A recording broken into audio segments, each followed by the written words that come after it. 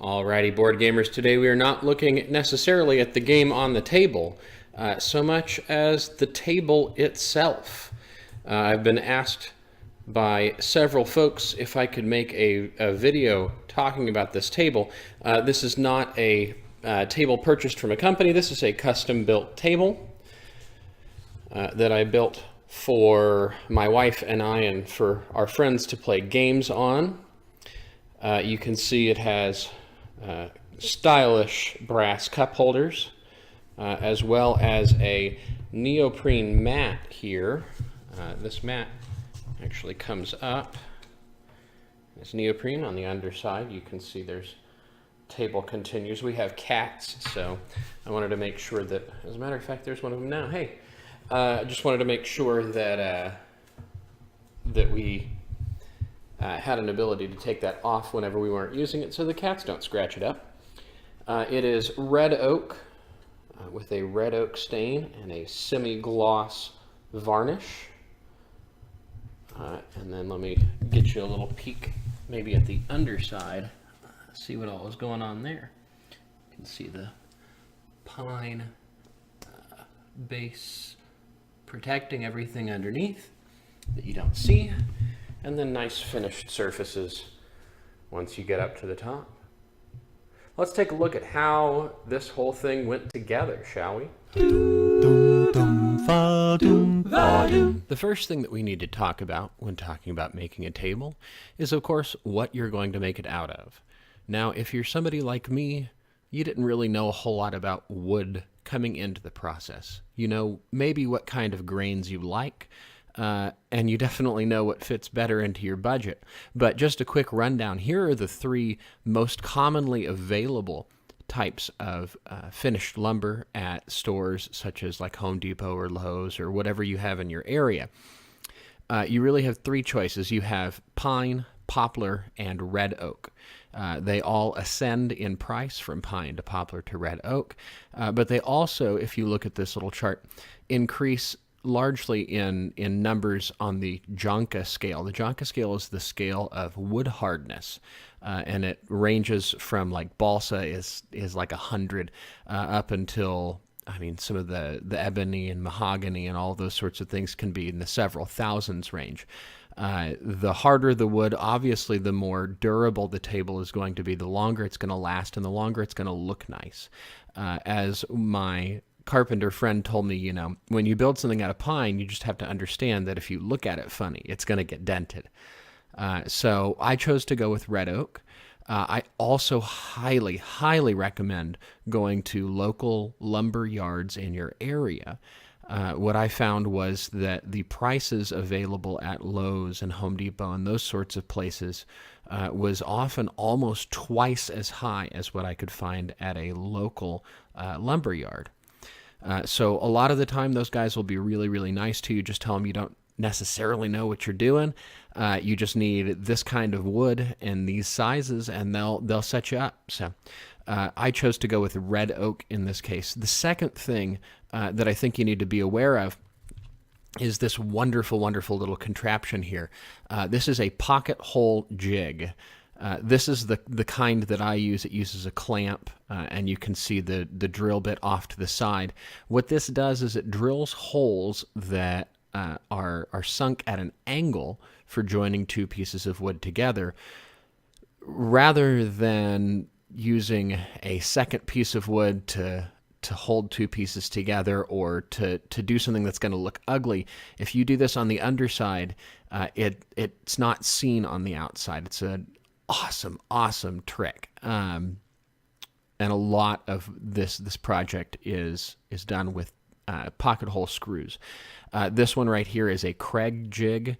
There's a starter kit that comes with one of these, and it comes with the drill bit. It's a specialized drill bit, and then the some of the screws, and it's about $30. It's absolutely well worth it. Alrighty, so let's go ahead and take a look at the project itself.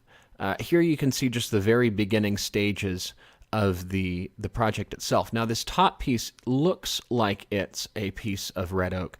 It's actually a piece of plywood with red oak veneer. You can get this at just about any home improvement store. It comes in 8x4 sheets. They'll cut it down for you. This is a 3-foot by 4-foot section.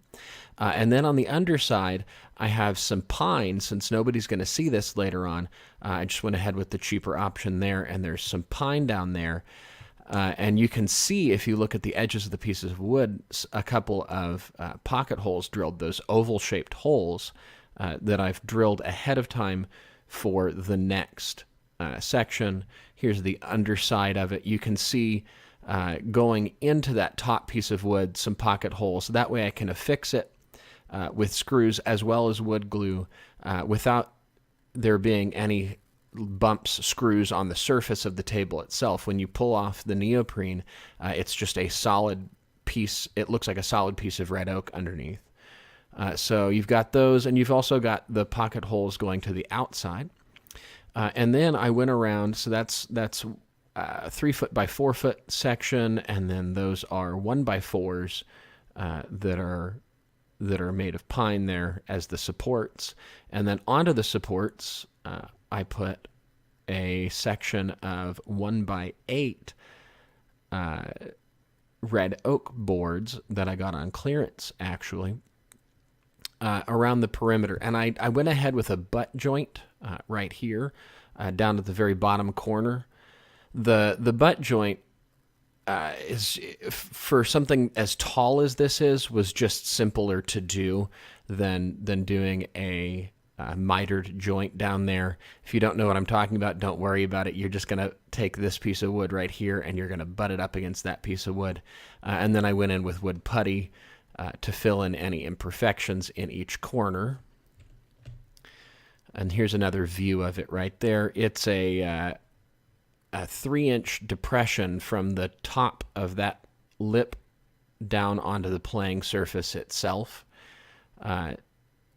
which, in a future project, I might reduce that amount. If you're building one of your own, I might recommend you reduce it. It's a pretty substantial vaulting, which could be really good for some games, and maybe for other games it's a little too much. Here we are. I went ahead and I took pieces of 1x4, and this interior line along here is 48 or 36 inches respectively. And then I went ahead and took a miter box, which you can actually see in the corner over here. I have this miter saw back here, but it's not squared, and I got real frustrated with it, and so I just went ahead and took this yellow miter box that's back there on my workbench, and went ahead and made my cuts at 45-degree angles. As long as the interior there is the appropriate length, when you put it all together, it fits pretty darn well. Here's another look at that. As well as you can see, underneath that railing right there, I went ahead and I found these little red oak trim pieces at a local building supply company. This was like $1.18 for one of these, and it adds a really nice little detail, and it cleans up any of the lines underneath. As well as you can see, there are some of these little weird different pieces of wood there. I used a pocket hole to drill up into the railing up here, and I didn't want the pocket holes sitting out, and so they make a and they're right here. They make a little peg that goes in there, and they don't fit quite right. You have to sand them down and carve them down to be flush, but it presents a piece of wood there instead of a hole with the screw in it. And then we'll get a look at the underside. I just took a little piece I went and got some quarter, what's it called? Not quarter round's the other way. It's just a little piece of trim from Home Depot or somewhere like that, and just went ahead and nailed and glued it into place underneath to kind of give it a little bit of a line there. And then I went ahead and I made these little boxes. I used I can't remember what they're called. It's a big old drill bit, 2.5-inch drill bit, to go ahead and drill the holes in a piece of plywood, and then use solid remaining 1x4 in the corners. And then I sunk in these little brass cup holders that I got from, I think, CasinoSupply.com. They're for poker tables. That way, We don't knock over any drinks onto the play area. That's the absolute worst. There's another look at the cup holders there. And that level, always, always, always make sure everything that you possibly can is level. And then it came time to attach the legs, and I was at a bit of a decision here between carriage bolts and lag bolts. The carriage bolt is what I went ahead and went with, and it has this round end that you see, as well as the I used a 3/8 inch carriage bolt, so it's 3/8 of an inch across here, but there's a 3/8 inch by 3/8 inch by 3/8 inch square that you hammer it into, and that's what holds it stable as you draw a washer and a nut. And I used a lock washer in there as well onto the other side. The lag bolt doesn't need any sort of a nut or anything. It just drills straight in. The problem is if you ever need to take the lag bolt out for whatever reason, there's a pretty good chance that it's not ever going to go back quite right. So just in the off chance that I ever needed to take the legs off of the table, I went ahead with the carriage bolt. You could probably get away with a lag bolt just fine if you know that it's never going to go anywhere. So I went ahead and attached my legs. I bought these legs from Osborne Wood Products online. They are red oak two-side tapered legs. And if you actually look really closely, this one right here I actually put on sideways. I didn't put it on correctly, and I had to go back and fix that later. It was a big pain, so always check your work. But the legs are two-side tapered, red oak. You can pick whatever wood you want. You can pick whatever style you want from there, and they have a great selection. They send it out to you quick. It all comes packaged up, ready to go. It's really a fantastic product. I highly recommend them. They also, if you want a little bit of a head start, they make custom kits for table skirtings, like what's here around the edge, and you could theoretically build your own gaming table off of that, but it was cost prohibitive for me, so I went ahead and just built my own skirt. Now, on top here, I couldn't figure out exactly how I was going to make sure that we were level. And then I had this idea that if I take a piece of plywood that I have left over and lay it flat on all of the feet of the table and make sure that that piece of plywood was level as if it was the floor, that when you flip the table over, the table itself is also going to be level. So that's me leveling those out. You can see I did 2 carriage bolts each along the long way and then 1 along the short edge, and this is before I tightened anything up. You need a 3/8 inch drill bit and a lot of pencils and patience. So we go on from there. There we are. I've hammered and put everything into place, and we have the finished table just without the stain or the polyurethane on it.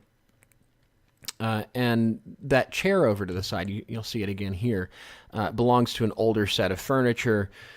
It's really not the stain that we particularly like, so we went ahead. That's probably a gunstock colored stain. We wanted something a little darker, a little richer, so we went ahead with a red oak stain. I put on 2 stains, 2 or 3 coats. Here's unfinished again. I think we went with 3 coats. So this is after the stain, and then I'm applying some layers of polyurethane. The polyurethane is a little bit of a pain because, first of all, it only dissolves in mineral spirits. It doesn't dissolve in water. I don't like water-based polyurethane. It's very finicky. It likes to raise up the wood grain. I didn't really want anything to raise that up, so I went ahead and used the polyurethane, the oil base, and went ahead and went over. I think we did 3 coats of this, sanding in between. You can see some really fine grit sandpaper. And then I went to foamorder.com and I ordered from them the piece of blue neoprene that you see sitting inside of the table. It ships out to you in a roll. It's that mouse patty Magic the Gathering playmat material Mine is significantly thicker. The Magic mats are probably about 1 millimeter thick. Mine's about 3 millimeters thick, so it gives a little bit more cushion whenever you're trying to pick up a card from it. And it came in just a little bit bigger than my table. They give you rough estimate of this, essentially the scrap that you're going to get. And you just cut it down to size. And I highly, highly recommend if you're gonna go with like a neoprene mat that you talk to somebody who knows what they're doing cutting fabric, or else you'll wind up with some rough edges. If you sit around the table a little too closely and take some peeks at the edges, you can see some of the areas where there were a few mistakes that were made, and there's a little bit of not straight cutting in it, and it still irks me just a little bit. I almost can't wait to make another table just to fix some of these little issues that I've had. But here's the finished table in our dinette area, which is where we play most of our games. We actually have gone ahead and turned it around sideways from there, but it looks nice. It's obviously not a professional piece. You can see some discoloration, some imperfections, and things like that. But once you set a game up on it, it's such a great experience to have a specific gaming area, a table that's designed exactly for board games. Nothing slips off. Things are easy to pick up. You don't have to worry about your cards getting damaged. You have a cup holder off to the side. Everybody's got their cup holder. We went ahead and made sure that it matched all of our cups that we had. And, you don't have to worry about spilling drinks. You've got a great area to play a game. It doesn't take over the kitchen table. It's got its own spot. It just feels great. Well, folks, there you go. There's the rundown on this here table. Hope maybe it gives you a little bit of inspiration. Maybe you can try your hand at this as well. Thank you for watching another episode of Board with Friends. Please remember to like, comment, and subscribe. Also, check out our GoFundMe page linked in the video description. Ladies and gentlemen, we hope that you're never bored, but if you are, we hope that you're bored with friends.